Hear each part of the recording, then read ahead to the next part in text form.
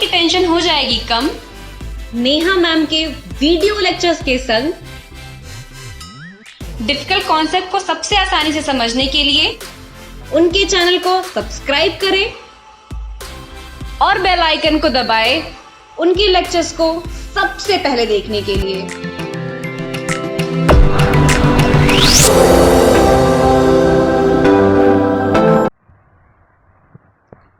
Hello बच्चों, welcome back. आज हम आपके लिए refraction of light at plane surface का लेक्चर लेके आए हैं। ये आईसीएसई फिजिक्स क्लास 10th का चैप्टर 4 है। नया जो चेंजेस आए हैं न्यू सिलेबस के हिसाब से, ये लेक्चर उस नए सिलेबस को कंसीडर करके बनाया गया है। तो आई होप आप पूरा लेक्चर देखिए, आपको काफ़ी चीज़ें पता चलेंगी। चलिए डिस्कस करते हैं कि रिफ्रैक्शन क्या होता है।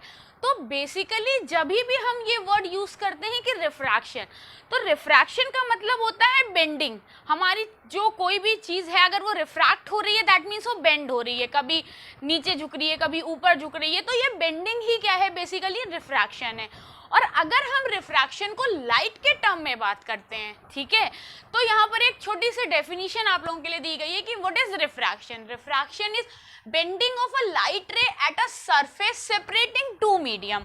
अच्छा, अब मान लीजिए कि ये इस रूम में एयर है और कोई लाइट ट्रेवल हो रही है, तो लाइट अपने एक रे के फॉर्म में एक स्ट्रेट पाथ में ट्रेवल कर रही है, लेकिन इसमें बेंडिंग कब आई, इसमें रिफ्रैक्शन कब डिस्कस किया गया, जब लाइट एक मीडियम से दूसरे मीडियम में ट्रांसफर होती है। जब लाइट एक मीडियम से दूसरे मीडियम में ट्रेवल करने की कोशिश करती है, तो जो सरफेस आपका दोनों मीडियम को सेपरेट कर रहा है, उसमें जैसे ही उस सरफेस पे लाइट पड़ती है वो बेंड हो जाती है। ठीक है, यही सिंपल सी थ्योरी है रिफ्रैक्शन के लिए। अब आपको यहाँ पे हम 3 केसेस डिस्कस करेंगे, ठीक है। केस 1 पढ़ते हैं। अब केस 1 क्या है कि अगर कोई हमारा रेयरर मीडियम है, ठीक, उससे लाइट अगर डेंसर मीडियम में आती है, अगर लाइट रेयरर मीडियम से डेंसर मीडियम में आती है। अब रेयरर मीडियम क्या है, रेयरर मीडियम लाइक अगर आपका एयर क्या है, बहुत ही रेयरर मीडियम है, ठीक है। वाटर एयर के कंपैरिजन में डेंसर मीडियम है। तो यहाँ पर आपको दिखा कि अगर लाइट रेयरर मीडियम से डेंसर मीडियम में आ रही है तो क्या हो रहा है, दैट मीन्स अगर लाइट एयर से वाटर में आएगी तो क्या हो रहा है। देखिए, जो रे आ रही है, जो रे आपकी आ रही है वो रे आपकी कहलाती है incident ray. This is the incident ray, ठीक है।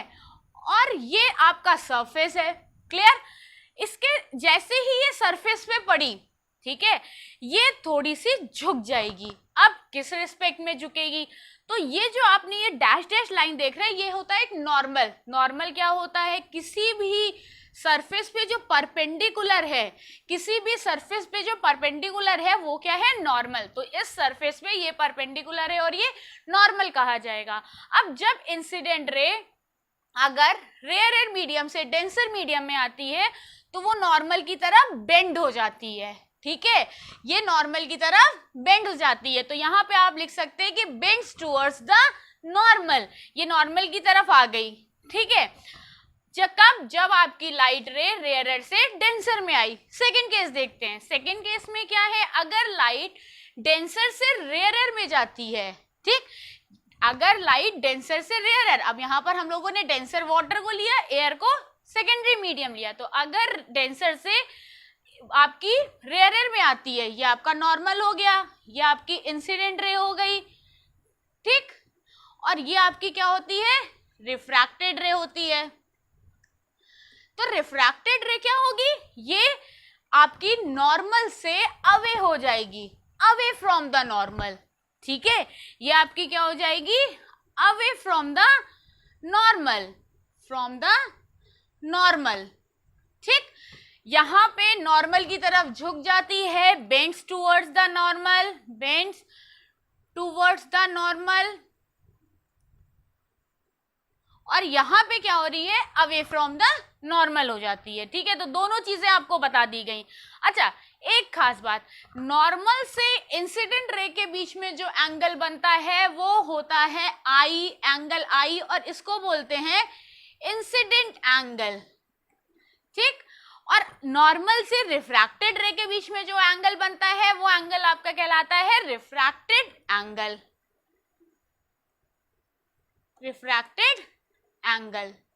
ठीक, तो ये दो केसेस हो गए। यहाँ पे जब रेयर से डेंसर में आई तो बेंड हो गई नॉर्मल की तरफ, डेंसर से रेयर में आई तो नॉर्मल से दूर हो गई, एक जगह नॉर्मल के पास आई, एक जगह नॉर्मल से दूर हो गई। ठीक, ये दो केसेस है। अब थर्ड केस यहाँ पर है, थोड़ा सा डिफरेंट है। क्या है थर्ड केस की नो बेंडिंग या नॉर्मल इंसिडेंस क्या है। इसमें आपके पास जो सरफेस है उस पे अगर हम नॉर्मल पे बिना कोई इंसिडेंट एंगल, मतलब इंसिडेंट एंगल अगर जीरो बनाते हुए करते हैं, अगर हम इंसिडेंट एंगल जीरो बनाते, मतलब इंसिडेंट रे ठीक ऐसे आ रही है, ठीक, तो भाई रे और नॉर्मल के बीच का एंगल इंसिडेंट एंगल होता था। यहाँ तो इंसिडेंट एंगल की वैल्यू क्या है, जीरो है, कोई इंसिडेंट एंगल ही नहीं है, तो वो सीधे निकलती है। ठीक है, दैट मीन्स कि वो नॉर्मल से होते हुए ही निकलती है, तो रिफ्रैक्टेड रे भी नॉर्मल पे ही एक तरह से उसी के ऊपर लाई करती है। तो यहाँ पे रिफ्रैक्टेड एंगल भी क्या होता है, जीरो। तो यहाँ पे जब आप ठीक नॉर्मल पे बिना इंसिडेंट एंगल के रे को आप अगर अपने सरफेस पे लाते हैं तो वो क्या करता है, बिना बेंडिंग के ही सीधे वहां से पास आउट हो जाती है। ठीक है, तो ये चीज हो गई आपकी रिफ्रैक्शन। ठीक है, रिफ्रैक्शन क्या है, जहां पे बेंडिंग हो रही है, कभी वो नॉर्मल के पास आ रही है, कभी नॉर्मल से दूर जा रही हो, कहीं पर अगर एंगल इंसिडेंट जीरो है तो वो स्ट्रेट बिना बेंडिंग के निकल रही है। चाहिए तो आप नोट कर लीजिए। नेक्स्ट बच्चों देखते हैं रिफ्रैक्टिव इंडेक्स। अब रिफ्रैक्टिव इंडेक्स समझने के पहले हमें लॉ ऑफ रिफ्रैक्शन पता होना चाहिए। अब लॉ ऑफ रिफ्रैक्शन में पहला रूल होता है कि जो आपकी इंसिडेंट रे है, नॉर्मल और रिफ्रैक्टेड रे, तीनों एक प्लेन में ही लाई करनी चाहिए। ये हम पुरानी क्लासेस में पढ़ चुके हैं। उसके बाद हम वहाँ पढ़ते थे कि सेकेंड रूल क्या होता था कि sine of i upon sine of r is equals to a constant value. उसी को यहाँ पे आगे फर्दर एक्सप्लेन किया गया है। ठीक है, और वही बेसिकली रिफ्रैक्टिव इंडेक्स का फॉर्मूला या रिफ्रैक्टिव इंडेक्स की डेफिनेशन होती है। तो रिफ्रैक्टिव इंडेक्स की डेफिनेशन क्या है कि मान लिया कि the refractive index of a second medium with respect to first. देखिए, refractive index of a second medium with respect to first, इसीलिए refractive medium of a second, जिस मीडियम में लिखना है वो और जिसके रिस्पेक्ट में लिखना है उसको आगे लिखेंगे। ठीक है, with respect to first medium is defined as the ratio of the sine angle of the incident in the first medium, मतलब sine angle of I upon first medium to the sine of the angle in the second medium, मतलब इसके sine angle of the second medium, तो incident वाला और upon sine angle refraction वाला। ठीक है, तो ये क्या होता है कि sin i upon sin r एक कांस्टेंट वैल्यू होती है। इसको अभी आगे स्नेल्स लॉ में डेराइव भी किया जाएगा। ठीक है, अब आपको समझना होगा कि डेंसिटी और स्पीड में पहले तो क्या रिलेशन है। तो यहाँ पे डेंसिटी वो मास वाली नहीं, यहाँ पर हम ऑप्टिकल डेंसिटी की बात करेंगे। अब जो ऑप्टिकल डेंसिटी है, मतलब अगर बहुत ज्यादा घनी चीज है तो ऑब्वियस सी बात है वहां पे स्पीड कम होगी। भाई अगर बहुत ज्यादा कुछ घना है तो वहां से निकलना मुश्किल होगा। तो जब किसी भी मीडियम की डेंसिटी ज्यादा है तो वहां पे स्पीड क्या है, कम है। तो जब भी डेंसिटी ज्यादा है स्पीड ऑफ लाइट क्या है, कम है। और अगर स्पीड ऑफ लाइट कम होती है तो रिफ्रैक्टिव इंडेक्स वहां का क्या होता है, ज्यादा होता है। तो अगर स्पीड ऑफ लाइट कम है तो रिफ्रैक्टिव इंडेक्स ज्यादा है। तो इससे ये कंक्लूड हुआ कि आपका रिफ्रैक्टिव इंडेक्स जो है स्पीड ऑफ लाइट के इनवर्सली प्रोपोर्शनल होता है। ठीक है, तो यहाँ पर ये चीज आपको बताई गई कि refractive index is inversely proportional to speed. ठीक है, अब ऐसे समझते हैं कि मान लिया कि ये आपका एक सरफेस है। ठीक है, उसमें मीडियम 1 का रिफ्रैक्टिव इंडेक्स μ1 है, मीडियम 2 का रिफ्रैक्टिव इंडेक्स अगर μ2 है। इसकी स्पीड, लाइट की स्पीड यहाँ पे v1 है और यहाँ पे अगर स्पीड की लाइट v2 है। तो रिफ्रैक्टिव इंडेक्स का अगर हम रेशियो निकालें, दैट मीन्स कि refractive index of medium 2 with respect to medium 1, refractive index of medium 2 with respect to medium 1 is equals to, अब यहाँ पे μ2 है तो मैंने क्या बताया, इनवर्सली प्रोपोर्शनल होता है। मतलब μ2 के साथ क्या लिखेंगे, v1, और μ1 के साथ क्या लिखेंगे, v2। ठीक, तो इस चीज को ऐसे लिखा जा सकता है कि refractive index of medium 2 with respect to medium 1 is equals to v1 upon v2। ठीक है, अब अगर इसको आप एक क्वेश्चन से समझना चाहिए तो जैसे कि नॉर्मली हम लोग को स्पीड ऑफ एयर सभी को पता है, ठीक है, कि अगर स्पीड ऑफ एयर है आपकी, मान लेते हैं एक क्वेश्चन देखते हैं कि समझने के लिए कि स्पीड ऑफ, अगर आपने बोला कि स्पीड ऑफ एयर आपकी है, अगर speed of light in air, speed of light in air आपका है 3 × 10⁸ मीटर पर सेकेंड, और speed of light in glass है आपका 2 × 10⁸ मीटर पर सेकेंड, ठीक है। तो अगर हमें निकालना है रिफ्रैक्टिव इंडेक्स ऑफ ग्लास, ठीक है, विथ रिस्पेक्ट टू एयर, अगर हमें रिफ्रैक्टिव इंडेक्स ऑफ ग्लास निकालना है विथ रिस्पेक्ट टू एयर, तो ग्लास का रिस्पेक्टिव इंडेक्स निकालना है, मतलब ऊपर क्या होगा, एयर की स्पीड अपॉन ग्लास में लाइट की स्पीड, ठीक है। तो VA upon VG, VA upon VG। अब यहाँ एयर में क्या था, 3 × 10⁸ मीटर पर सेकेंड, ये हो गया 2 × 10⁸ मीटर पर सेकेंड, तो ये कितनी आ गई, 1.5। तो अगर आपने यहाँ पे रिफ्रैक्टिव इंडेक्स निकाला, refractive index of glass with respect to air, कितना आ गया, 1.5, ठीक है। आपके पास speed of light in air थी 3 × 10⁸, speed of light in glass थी 2 × 10⁸।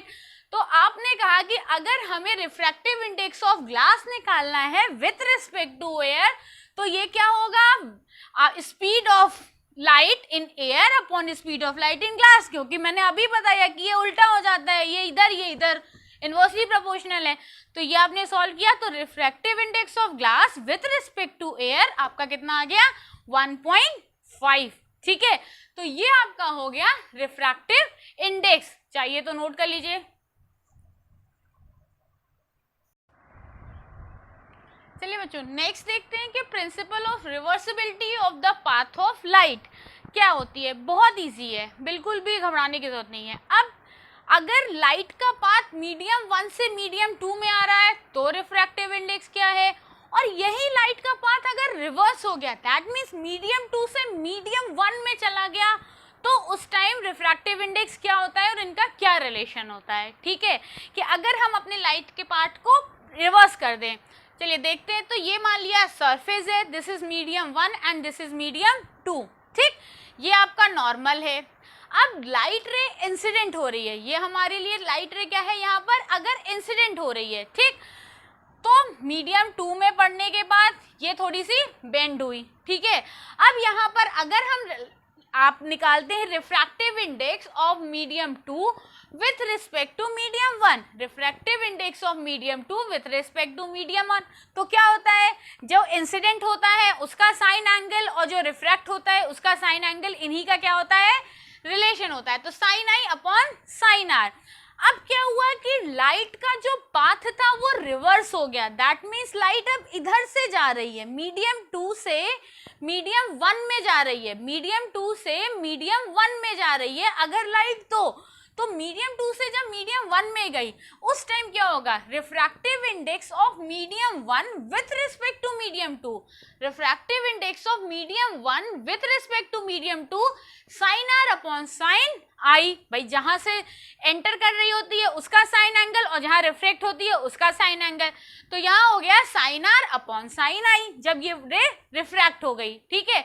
तो ये दो आपके इक्वेशन बनी। अब फ्रॉम इक्वेशन 1 एंड 2 अगर हम इन दोनों रिफ्रैक्टिव इंडेक्स को मल्टीप्लाई कर दें, refractive index of medium 2 with respect to medium 1 and refractive index of medium 1 with respect to medium 2, तो क्या हो जाएगा, sine i upon sine r into sine r upon sine i, तो ये 1 होती है वैल्यू, ठीक है।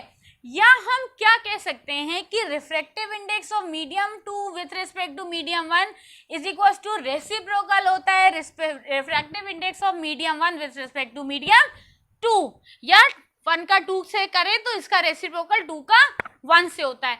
तो कहने का मतलब ये है कि एक मीडियम से दूसरे मीडियम का जो रिफ्रैक्टिव इंडेक्स होता है वो रेसिप्रोकल होता है दूसरे मीडियम से पहले मीडियम के रिफ्रैक्टिव इंडेक्स का, या इन दोनों की मल्टीप्लिकेशन की वैल्यू 1 होती है। तो यही आपका क्या है, principle of reversibility of the path of the light. ठीक है, इसके अलावा बच्चों आपको एक स्नेल्स लॉ, जो आपने इसके पहले भी क्लासेस में पढ़ रखा है कि स्नेल्स लॉ क्या होता है। तो स्नेल्स लॉ क्या है कि आप ये समझिए कि मान लिया कि एक मीडियम है, स्नेल्स लॉ, ठीक है, स्नेल्स लॉ में ये आपका एक मीडियम है, क्लियर। अब ये मीडियम 1 है और ये मीडियम 2 है। मान लेते हैं लाइट आपकी यहाँ पर इंसिडेंट होती है, तो भाई नॉर्मल के रिस्पेक्ट में ये मान लीजिए रिफ्लेक्ट हुई, ये अगर इंसिडेंट एंगल है और ये रिफ्रैक्टेड एंगल है, क्लियर। अब अगर हम मीडियम सेम रखें, स्नेल्स लॉ कहता है कि अगर हम मीडियम सेम रखें और किसी दूसरे, मतलब मान लिया कि आपने क्या किया कि इंसिडेंट एंगल बढ़ा दिया, इंसिडेंट एंगल I1 बढ़ा दिया, ठीक, तो ये R1 भी चेंज हो गया, मान लिया ये हमारा R1 भी क्या हो गया, चेंज हो गया। इंसिडेंट एंगल की वैल्यू और ज्यादा वेरी कर दी, ठीक, तो रिफ्रैक्टिव एंगल फिर से और ज्यादा चेंज हो गया R2।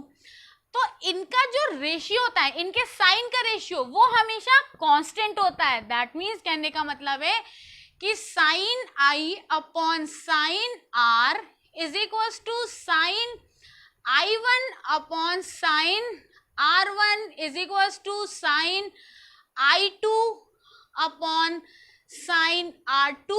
ये क्या होंगे, कांस्टेंट होंगे, ठीक है। इनके रेशियो हमेशा कांस्टेंट होते हैं, कब, जबकि आपने अपना मीडियम चेंज नहीं किया है, सिर्फ आपका इंसिडेंट रे डिफरेंट एंगल्स पे अगर आ रहा है, उनके एंगल्स अलग अलग हैं, तो इनके रेशियोज की वैल्यू जो होगी वो हमेशा इक्वल होगी। ये आपका क्या होता है, स्नेल्स लॉ होता है, ठीक है। चाहिए तो नोट कर लीजिए।